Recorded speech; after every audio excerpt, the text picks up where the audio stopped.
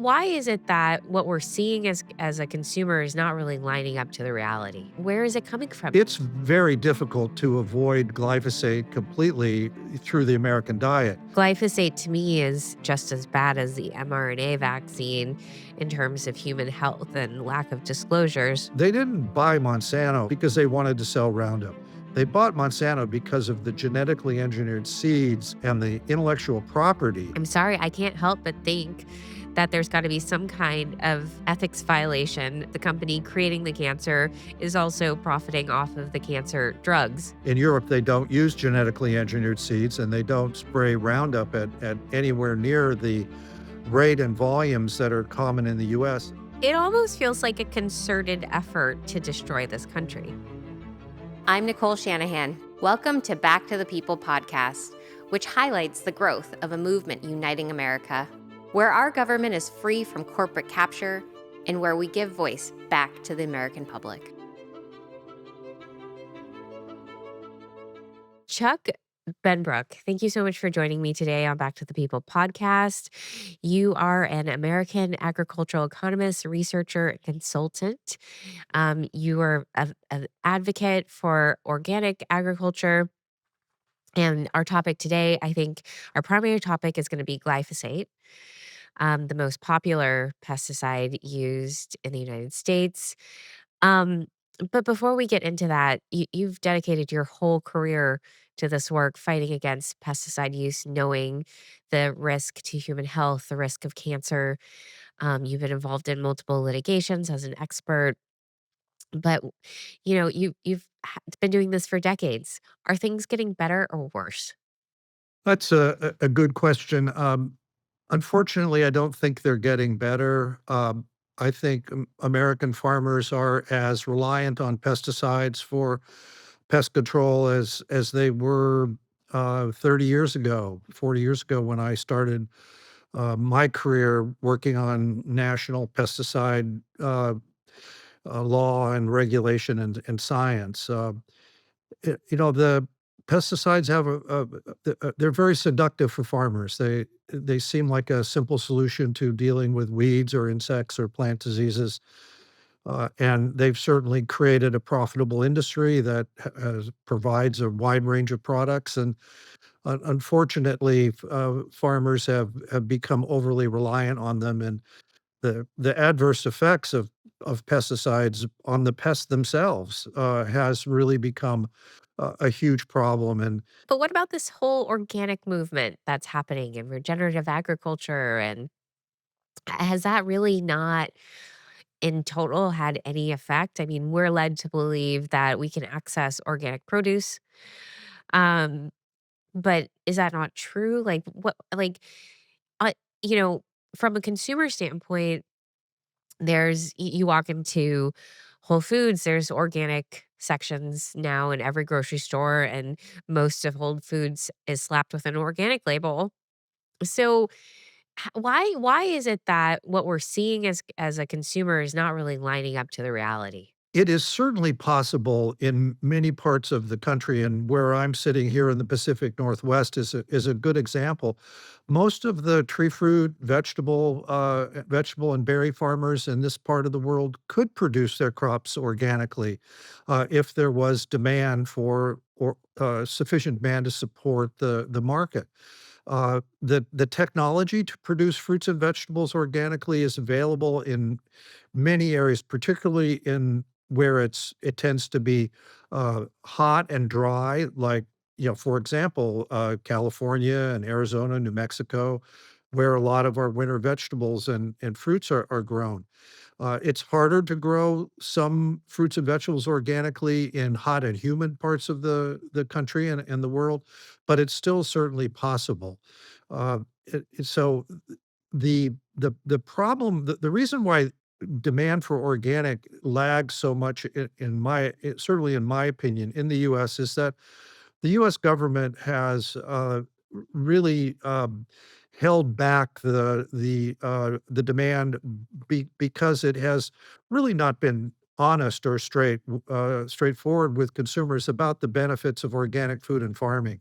Whereas in Europe, governments are not withholding truthful, clear scientific findings that support the nutritional superiority and the food safety benefits of growing crops without pesticides. Well, and so here comes the Maha movement where organic food was highlighted, and glyphosate to me is one of these things that's just as bad as the mRNA vaccine in terms of human health and lack of disclosures, and also lack of government accountability. The 1986 Vaccine Immunity Act, or it was called the Vaccine Safety Act, gave immunity to vaccine manufacturers such that if you're injured by a vaccine since 1986, you can't directly sue the manufacturer. You have to go through this um, special government court process, which is very slow, much more difficult than going through a typical um, superior court or state or federal court. And they're trying to do that same thing with glyphosate right now. Isn't that right? Well, the pesticide industry is working very hard to try to change federal and state laws so that pesticide companies can't be sued uh, in state court over harms from pesticides that weren't properly disclosed and prevented through the provisions that go on a pesticide product label. Consumers need to understand that under federal law, the pesticide manufacturers are responsible for what goes on the label. A lot of people think, oh, well, EPA writes those labels. That's not true. EPA establishes what has to be covered in the labels, and often will specify the size of an information box and the font and et cetera. But it's the companies that have to put the use directions, the precautionary statements, and the warnings on the label in order to provide users with the knowledge that they need to use the product safely and not apply them in a way that's going to either harm themselves or animals that live in and around the fields or their neighbors. What does it mean, though, if Georgia, for instance, just passed this exact bill? What does that mean now for consumers insured in Georgia? Certainly, the Georgia law will probably be tested in court, and so it's hard to say exactly what it means. But certainly, the hope of the advocates in the pesticide industry is that it will take away failure to warn claims from people who are harmed by the use of a pesticide. One of the things that a lot of people don't know, Nicole, is that the current um, federal and national law and precedents that governs these failure to warn claims were actually put in place because some Texas farmers were harmed by a particular herbicide that they bought and applied, and it ended up hurting their subsequent crops. And so they sued the herbicide manufacturer, which happened to be Dow AgroSciences, and the case got all the way up to the Supreme Court, and the court agreed with the farmers that it was the company's responsibility to put a warning on the herbicide label that would have prevented the harm that these Texas farmers experienced. So that's the principle at stake in this preemption fight that's going on in the states and now at the federal level. The non Hodgkin's lymphoma that's popping up in so many people that have glyphosate poisoning, what are the pathways that this cancer travels? Like, what is it about glyphosate that causes this cancer? Is it just this cancer or are there others? The evidence is strongest linking exposure to glyphosate and glyphosate-based herbicides like Roundup, which is the best known trade name, with non-Hodgkin's lymphoma. But there's a new study coming out in just a matter of days linking glyphosate and glyphosate-based herbicides to leukemia. And it's certainly possible that there are other blood cancers and perhaps other cancers that where exposure to glyphosate, especially relatively high exposures over a long period of time, contribute to new cases of cancer. Uh, the mechanism through which Roundup and glyphosate causes cancer, it's actually fairly simple. When spray solution falls on human skin, it moves through the skin into the bloodstream, and really for the same reason that when farmers spray a glyphosate-based herbicide on weeds, it has to move through the epidermis of the weed to get inside of the plant to kill it. And so the so-called surfactants, or inert ingredients that are used to manufacture a glyphosate-based herbicide actually accelerate the movement of the glyphosate that lands on an applicator's skin into their bloodstream. Once it's in their bloodstream, uh, about 10% of cardiac output at all times is being pumped through bone marrow. Bone marrow is where all of our a very specialized cell called hematopoietic stem cells. These are the cells that make our new white blood cells, our red blood cells, our platelets. They're manufacturing in our bodies every day we're alive, literally billions of new cells. So these are very active tissues with a lot of DNA replication going on and a lot of differentiation. And so when glyphosate is in the bloodstream, it flows right into bone marrow, and it can come the glyphosate then can come in contact with these hematopoietic stem cells right as they begin to differentiate and either become a white blood cell or a red blood cell. And that differentiation, it actually requires a mutation in the DNA of that cell. And what scientists have now shown very clearly is that glyphosate causes a mutation in that change in DNA as a stem cell begins to become a white blood cell that triggers abnormal cell growth that can lead to non-Hodgkin's lymphoma. So it's really the ability of glyphosate to disrupt DNA replication in people's bone marrow, as their new blood cells are being formed. That's where non-Hodgkin's lymphoma and leukemia start. That just sounds awful. Masa chips are what tortilla chips used to be before seed oils took over. Made with just 3 simple ingredients: organic corn, Redmond sea salt, and grass-fed beef tallow. They're bold, clean, and seriously delicious. Grass-fed beef tallow isn't just tasty.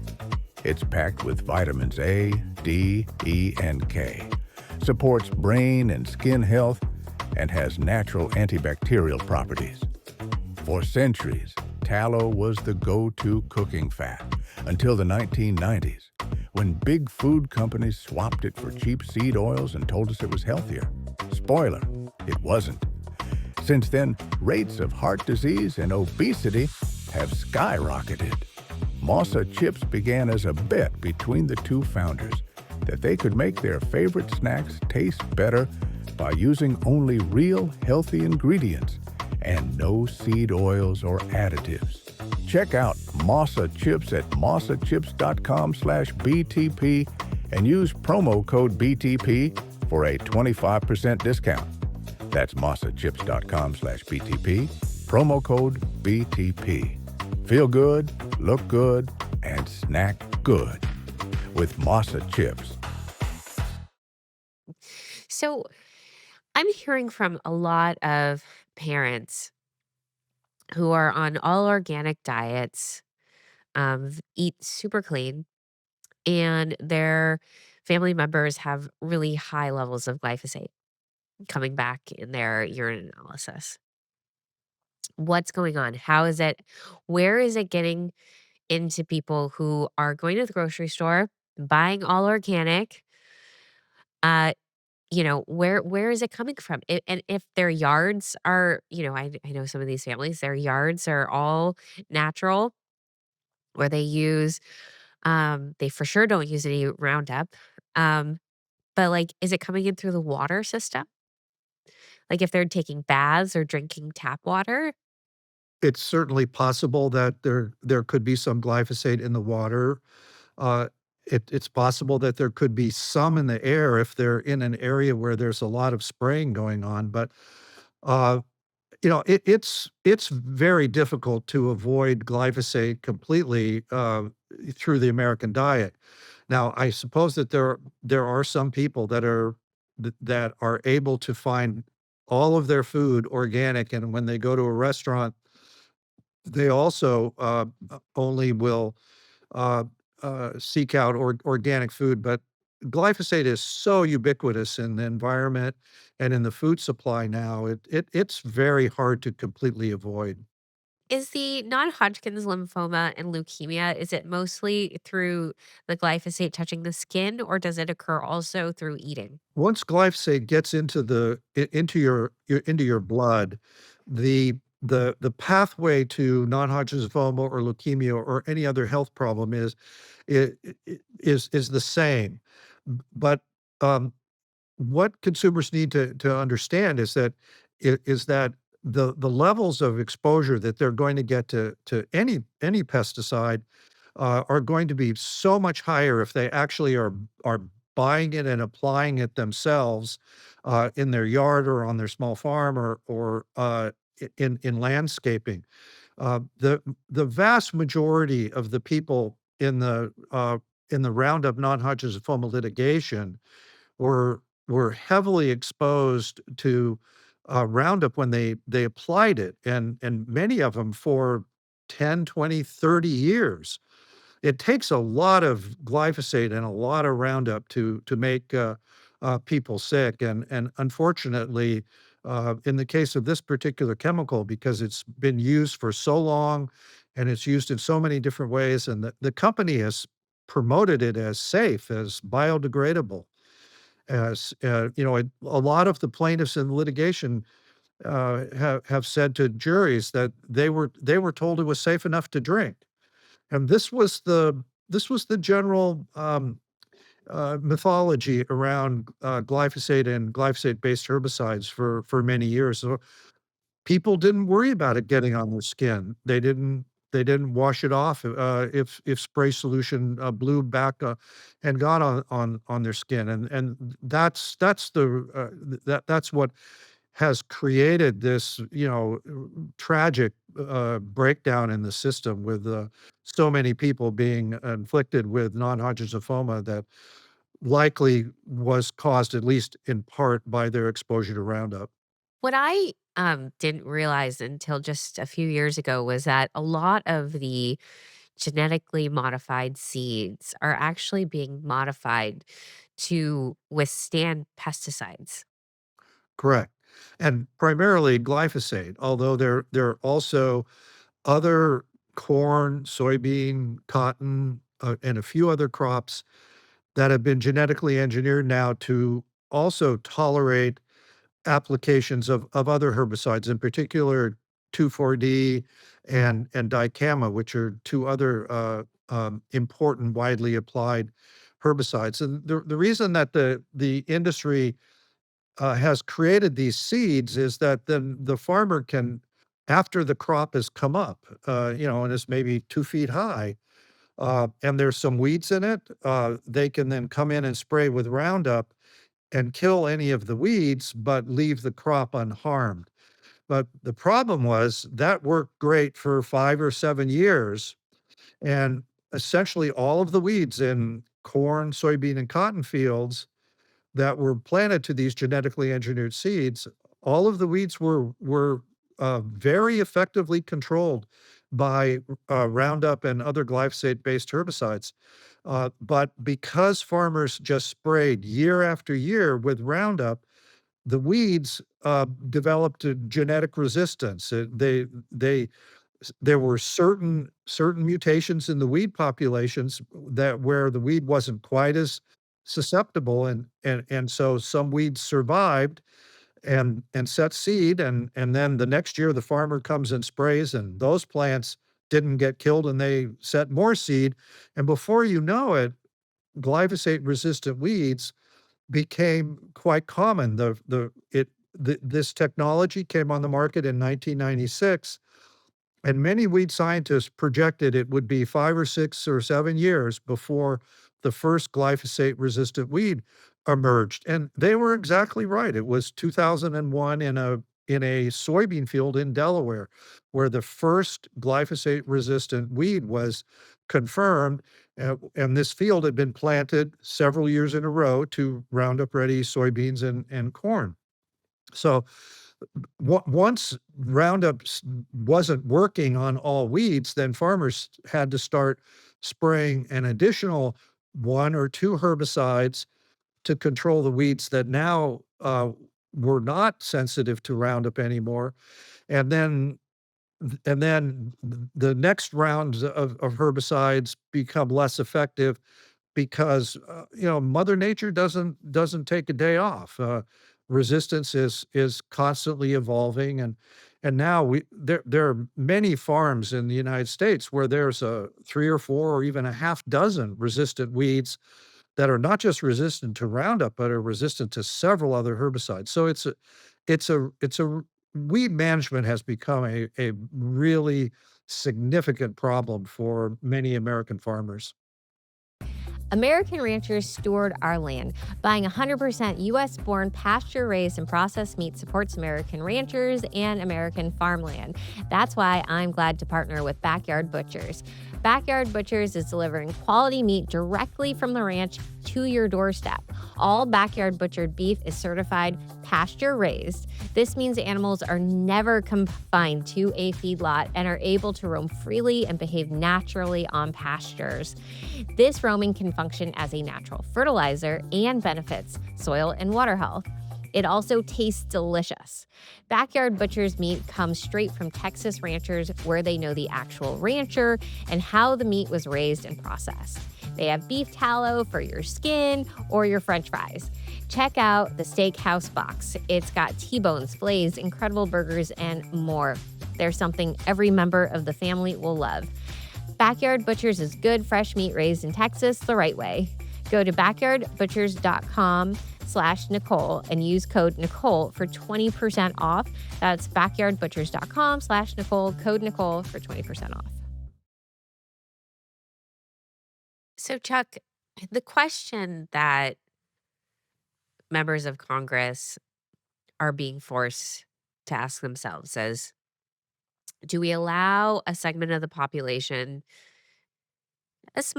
reasonably small? There's been about 180,000 glyphosate lawsuits. Probably many more, hundreds of thousands seriously impacted uh, by glyphosate. But the risk reward is that without glyphosate, people will starve. That's the argument. How do we argue if you had to go before a Senate hearing tomorrow? How would you argue that it is much more important for us to farm healthy and maybe produce less than it is to continue on course as we are today? Well, I think one really important thing is to point out that farmers in Europe that grow basically the same varieties of corn and soybeans as farmers in America, but in Europe they don't use genetically engineered seeds and they don't spray Roundup at anywhere near the rate and volumes that are common in the US, and corn and soybean farmers are just as productive in Europe. The fact of the matter is, I mean, there for farmers that wanna use herbicides, there are many alternatives. Um, Unfortunately, there not many of them are any safer than Roundup. I mean, if you're going to use a herbicide, Roundup is one of the least toxic ones, and there's certainly far more toxic ones, including paraquat, which is clearly implicated in Parkinson's disease, in the US and around the world. But farmers can manage weeds with far less herbicide. There's no question about it. Organic farmers manage weeds without any herbicides. And, do they have to do some different things? Yes. They spend less money on herbicides and spraying them, and more money on other practices that are known to, also be effective. So, er, the degree of dependence on herbicides in the United States, it's a choice that we've made, and, it's a agricultural technology that's been, approved by the government and sanctioned by regulatory agencies, and unfortunately, it's the only way a lot of farmers know how to control weeds. So to substantially reduce, reliance on herbicides in the United States is and to really begin to restore soil health and, get farmers growing more diverse rotations, which are needed for lots of different reasons. We need a substantial reboot in our agricultural policies and agricultural subsidies and research priorities, and, this is not gonna happen overnight, and it's only gonna happen if the leadership in the country, in the Congress, in the executive branch, in the universities, and in the commodity groups, comes to accept the fact that things aren't going, um, all that well in parts of American agriculture today, despite the tremendous successes, that have been achieved by, agricultural innovation and technology. Weed management's falling apart, and what farmers are being forced to do to keep up with weeds that are increasingly resistant to herbicides is spray more herbicides, and spraying more herbicides is just accelerating and worsening the degradation of soil health and the productivity of our soils, and it's leading to exposures to, most people in the country on a near daily basis to a broad class of chemicals, some of which are not safe. You know, Bayer now owns Monsanto, and a lot of people think that was because the damages Monsanto had to pay out for Roundup were so high in the billions of dollars, I believe, right?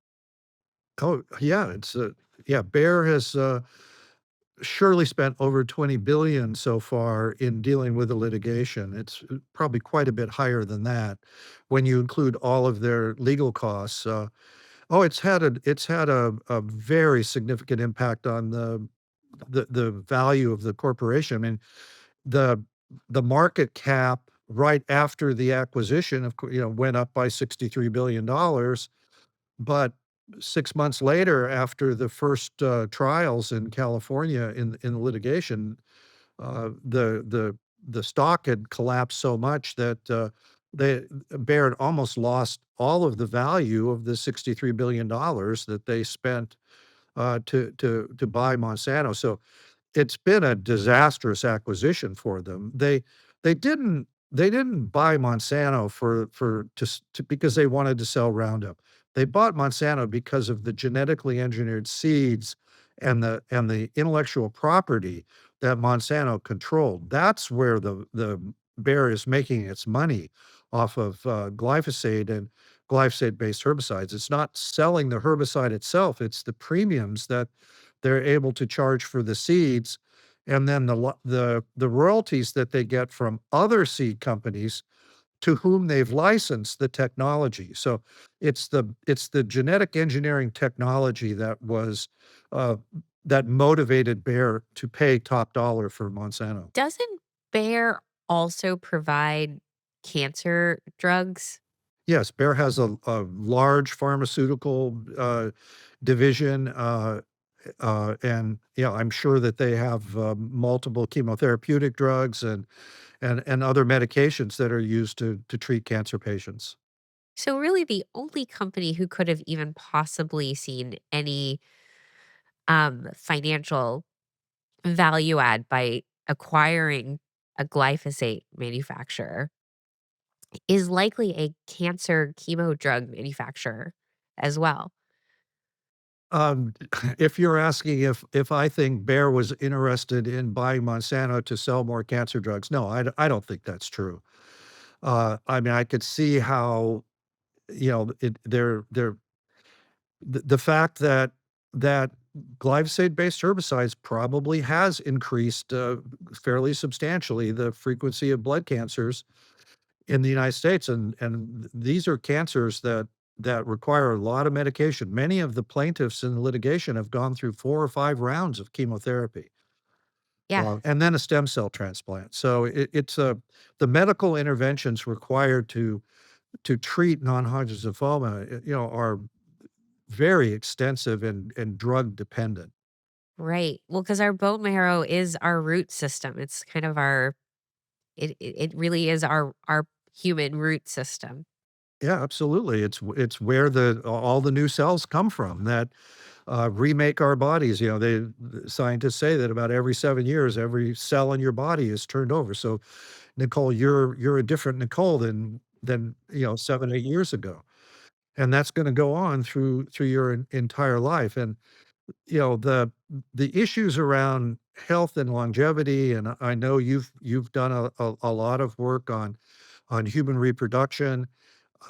The problem with exposing our hematopoietic stem cells and other cells in the body to these genotoxic chemicals that many of which are pesticides, there's industrial chemicals, et cetera, is that they're triggering, small mutations and damage to our DNA that builds up and ultimately manifests itself first in reproductive problems because the whole human reproductive process is so complicated and elegant and vulnerable to chemical insult. And then later in life, for, chronic diseases like cancer, uh, n Alzheimer's disease, Parkinson's disease, diseases of the brain and the nervous system, and other chronic health problems that, we're having such a terrible time with in the United States, today.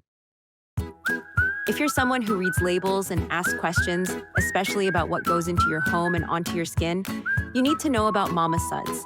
Turns out that all natural, non toxic cleaning products can have minimal ingredients and work great.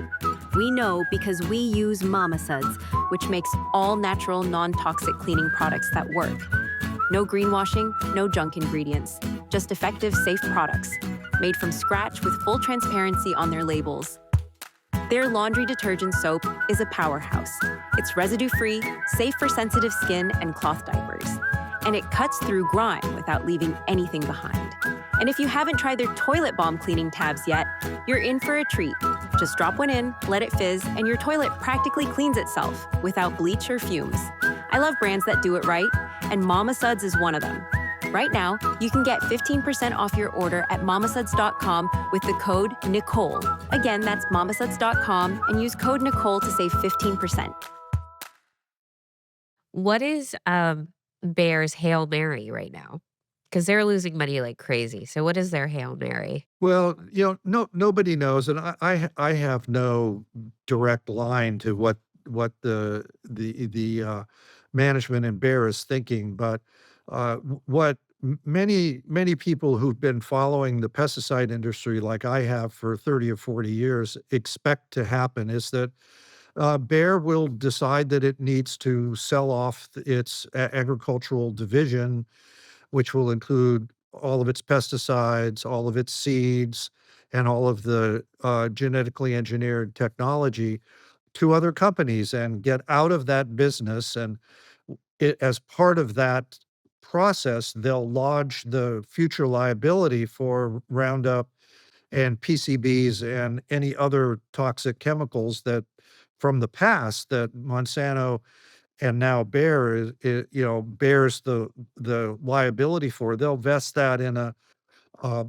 a shell company or a division and move, many billions of dollars into it to cover the expenses of dealing with the remaining, cases that have been filed, and let they'll basically say to the the victims that have filed lawsuits and the attorneys that they're working with, Here's 20 or $30 billion in this company, and whichever cases get to trial and receive a judgment, or whatever cases settle, will get some of that money, and then but when that money is gone, then there probably won't be any more, and certainly a very long legal fight, to force Bayer or other companies to, um, put more money into covering, past liability. Doesn't seem like it's such a good business, that anyone would want to buy, um, because as I understand it, these seeds and the IP behind them really aren't valuable without buying into that agrochemical model of glyphosate. Because the whole point of the IP and genetic modification is to withstand, herbicide and pesticide. Let's just say that Bayer finally decides that that's the only course of action, that it can basically save the company, and I don't think they're that far from making that judgment. Glyphosate-based herbicides and Roundup, they're not gonna go away. Bayer will sell all of its assets, all of its intellectual property, and to other companies, and then the other companies will say, "Well, we're going to reformulate Roundup to make it safer, just as Bayer has done in Europe, forced by the, European Union regulators." They did it in 2017. So the glyphosate-based herbicides, including Roundup, being sold in the 28 countries of the EU, is much safer than the Roundup that's still being sold in the US. They'll put adequate warnings on. They'll not tell people that it's so safe that you can drink it. Uh, Roundup and glyphosate-based herbicides can be used much more safely than they have been. They can be, regulated, much more safely. For example, one of the initiatives that I know the, MAHA advocates in DC are hoping to, be able to bring into federal law and regulation, is ending the spraying of Roundup and other herbicides, uh, right before the harvest of grain crops and bean crops. It's called pre-harvest crop desiccation. That's what accounts for most of the dietary exposure for the general public. Uh, but it's a very small portion of overall glyphosate use, and for the farmers, it's it's kind of an insurance payment. It allows them to harvest their wheat crop or their oat crop sometimes a week or more before they otherwise would be able to, so that they avoid a fall rain, but it it's a barely economical application, and frankly, we have crop insurance programs that pay farmers when inclement weather comes and knocks a crop down, and I hope that the policymakers, working with the MAHA community in Washington, understand that it would be a very simple thing to cover farmers who are worried about these early fall rains knocking their wheat crop down and reducing the yield and reducing the quality, which would cost them some income. Yes, it would, but crop insurance can pay for that, can cover that, and probably for many farmers, it already would. So there's no economic argument that there's a benefit to farmers, that is in play with this. And just think, by reducing the use of glyphosate-based herbicides by maybe 2 or 3%, they we can eliminate 95% of the exposure across 330 million Americans.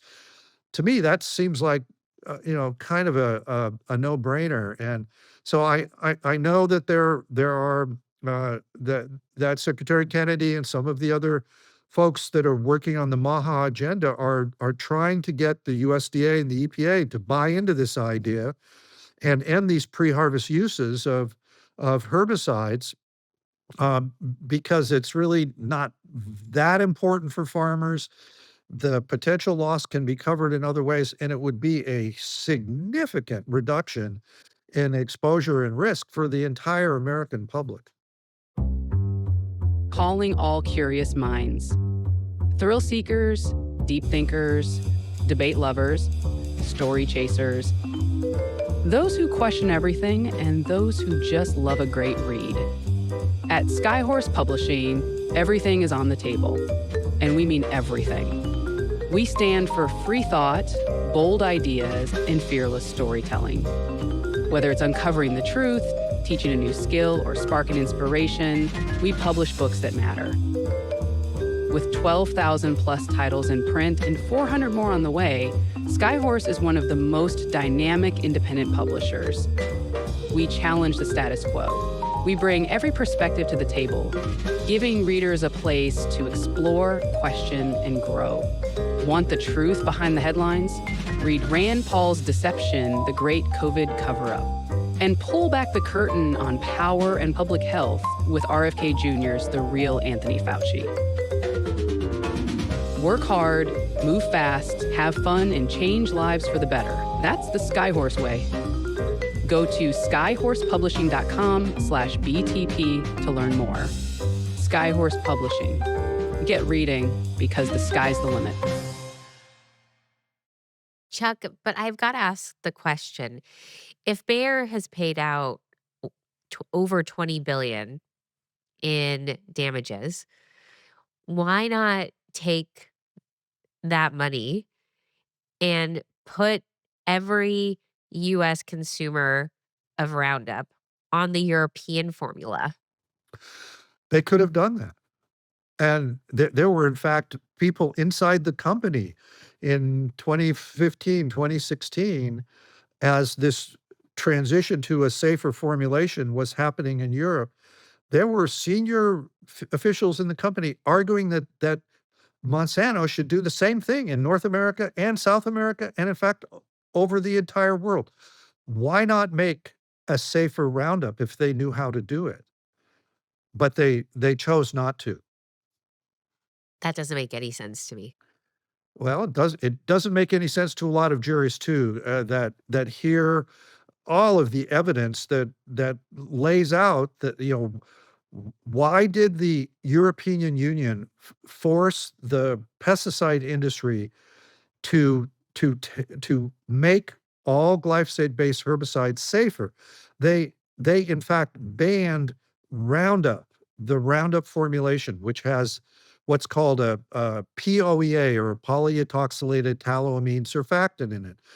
The EU said those surfactants raise the risk too much. And so they said that all companies, not just Monsanto, but Syngenta and Dow, et cetera, could not sell POA-based Roundup anymore in Europe as of January 1, 2017.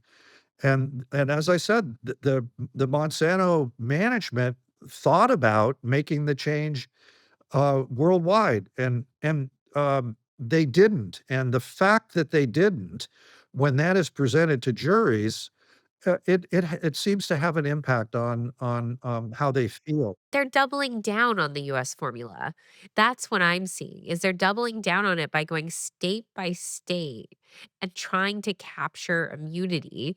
That alone is costing them tens of millions of dollars in lobbying fees, as well as legislative law, specifically lawyers and lobbyists and meetings and promotion and media. Like, they're doubling down on the US formula. Yes, they are, and, it's fairly clear that the senior management in the company took the position at the beginning of the litigation that they can't admit to knowledge of any scientific reason or labeling reason or the way farmers were using Roundup or the way landscapers and just homeowners were using Roundup, and they really make up most of the plaintiffs. It's not farmers, it's people that buy it at Home Depot or Walmart, a little handheld sprayer and walk in their yard and spray. Those are the people that account for 85, 90% of the plaintiffs in the litigation. And they, Monsanto could have made that product safer and could have warned people not to let it get all over your legs. A lot of people would spray Roundup in shorts and flip-flops, and, they would with their hand wand, they'd go back and forth and walk right through where they sprayed because they'd been told it was safe, that it was biodegradable, that it was non-toxic, and it would be all over their feet and their legs for hours because they wouldn't go and shower or wash it off, and many people did that 20, 30, 40 times a year for 20 or 30 years. That is a huge toxic load into their bodies, and the cumulative damage to the DNA in their hematopoietic stem cells just it eventually overwhelmed the wonderful, elaborate, redundant mechanisms that our bodies have to spare us from cancer when a cancerous growth starts. I mean, everybody has new cancers growing every day, but our body is so effective and capable of recognizing the aberrant cell growth and snuffing it out or starving it or sending cells in that literally eat the aberrant cells. So we all don't get cancer. But for people that do get cancer, a big reason is that there was just too much pressure on their immune system, and so for a lot of people, their immune system may have been impaired, or they may have had an ear infection, or a urinary infection, or they may have had surgery and had to have, immunosuppressive drugs if you're having an organ transplant. There's a lot of people in the country that have substantially, depressed immune system function for a period of their lives. Those are periods of time when all of those people are much more vulnerable for things like cancer to get out of control. And unfortunately for, many users of Roundup that were heavily exposed, repeatedly exposed over long periods of time, they never felt ill, they never got a rash, so they'd heard that it was safe, and they knew that they were exposed, and they never got sick, so they kinda came to believe it, and that's the real tragedy here because all the way back to the early '90s, there was clear really clear evidence that glyphosate could damage DNA. And at that point, Monsanto and the EPA and other regulators around the world should have started to put onto the labels information and requirements to wear gloves. And I mean, Nicole, if you could believe it, most Roundup formulations that both farmers buy and homeowners buy, it doesn't even say to wear gloves when you're spraying it. No, it's Something it's as totally simple as ridiculous. that. And the reason is Monsanto did not want to ever agree that there was any risk, any reason to try to, limit exposures in any way. And that was a decision that they made because, their marketing people said that we will sell more Roundup if people understand it's non-toxic. And so that is the mythology around this herbicide that Monsanto created and has perpetuated over 30 years, and it's such a tragedy because, the product could have been used so much safer and so many people would have not had to go through what they've gone through. No, it's a horrible situation. It's criminal. To me, these Bayer and Monsanto have blood on their hands. Um, Looking at the profitability of these cancer drugs, I'm sorry, I can't help but think that there's got to be some kind of ethics violation of the company creating the cancer is also profiting off of the cancer drugs. I think that there's just something fundamentally morally wrong about it. Um, is there any kind of legal investigation or government investigation that could be had for a company creating the harm and then profiting off of solving it with cancer drugs? Well, not that I know of. One of the sad things is that the US actually has some pretty strong pesticide law. The In 1996, the Congress passed unanimously, um, legislation called the Food Quality Protection Act that really provided the EPA with a mandate to, uh, add in an extra layer of safety to protect pregnant women, infants, and children from the developmental harms of pesticides. I worked for 15 years, to craft the science behind that and promote the provisions. I worked in the National Academy of Sciences when a terrific committee, led by Phil Landrigan, now uh, the dean of the public health school in Boston College.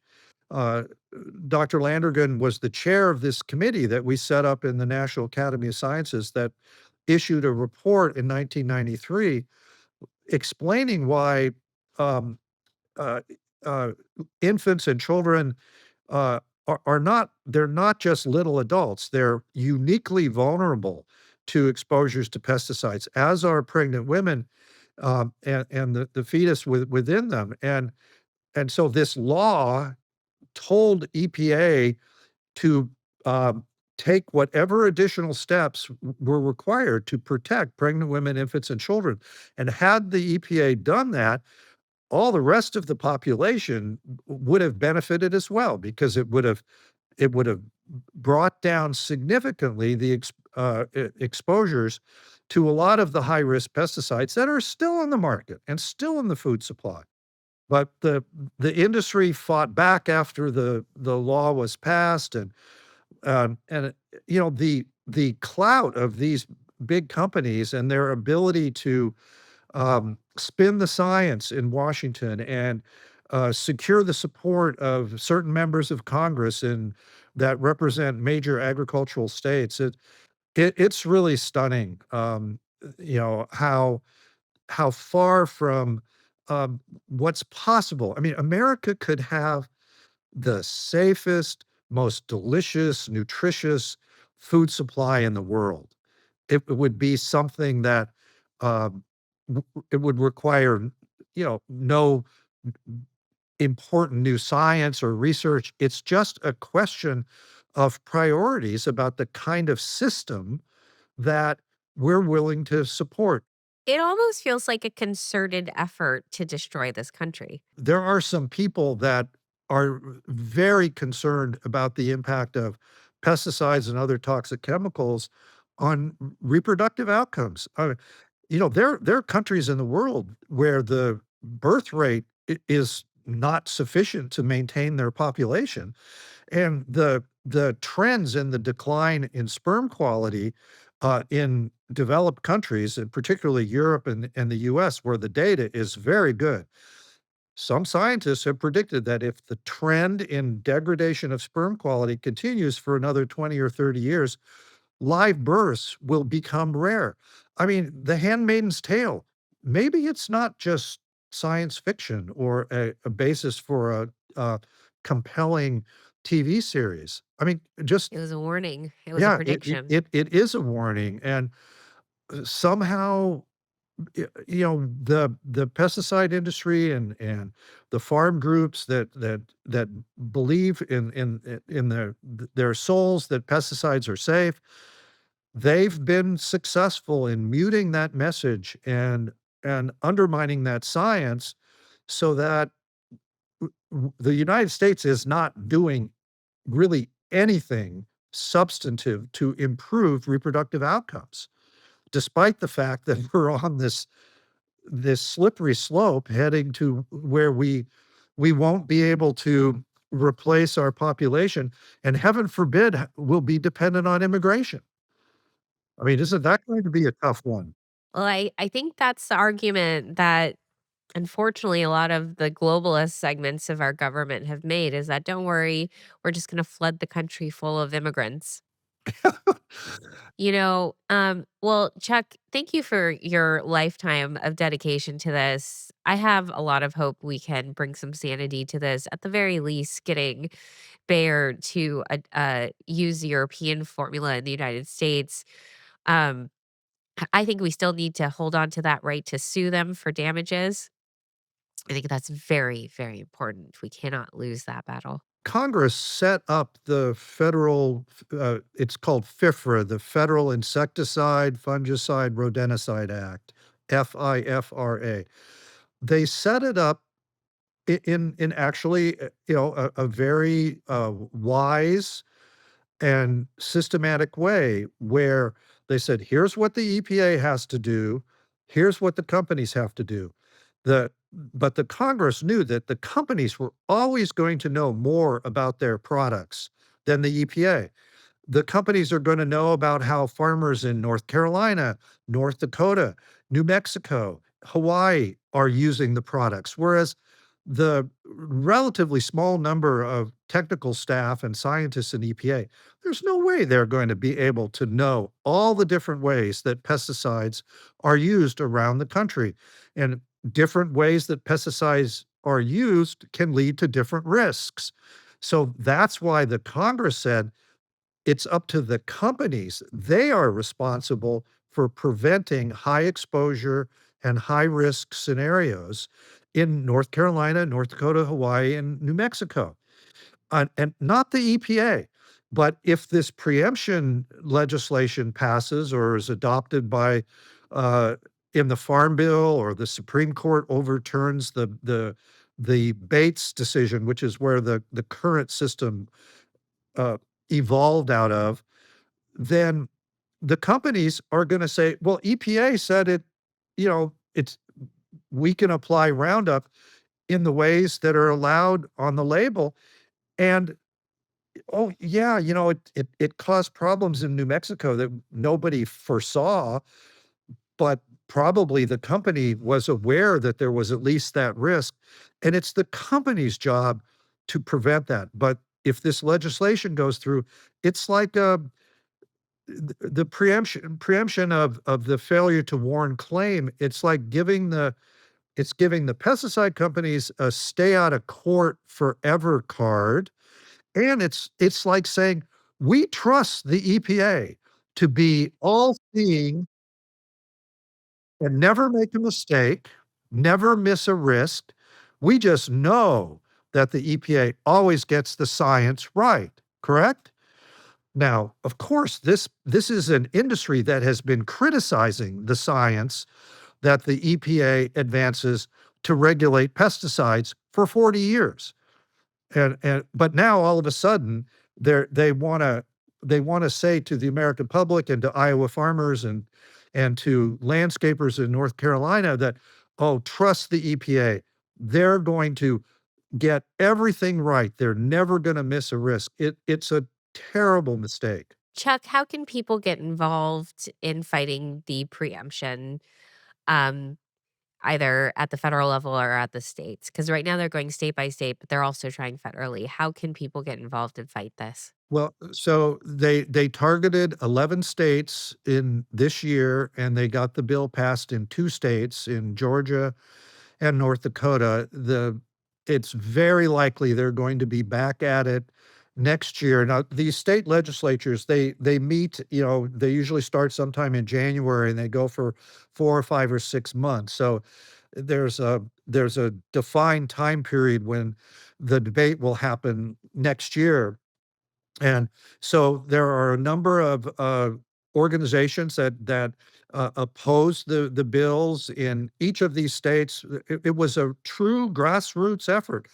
People in these rural states with a lot of agriculture, many of them they are freaked out about cancer. There just so many people are getting cancer. So many families have been impacted that they don't like the idea that large multinational companies are going to be not held accountable if they kind of twist the science and lobby the EPA to allow a pesticide like glyphosate and glyphosate-based herbicides to get on the market and stay on the market for 20, 30, 40 years when there was clear evidence that there is risk there, and there were opportunities to use the product more safely. That's really what's at stake.